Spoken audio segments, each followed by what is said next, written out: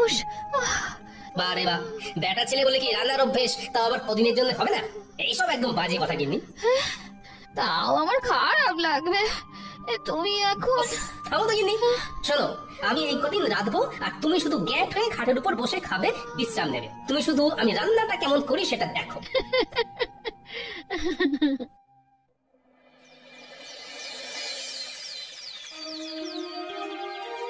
সুপ্রভাত। আশা করি সবাই ভালো আছো। কালকে যা হলো তারপর কি আর ভালো থাকা যায় মহারাজ? দেখো, আমি তোমাদেরকে যা বলার বলেই দিয়েছি। এই যাবৎকাল তোমাদের যখনই যা অসুবিধে হয়েছে আমি পাশে ছিলাম, এখনো আমি পাশে থাকবো।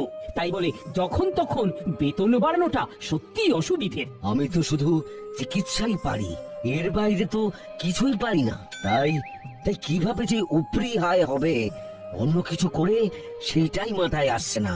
মহারাজ যদি একটু উপায় বলে দেন।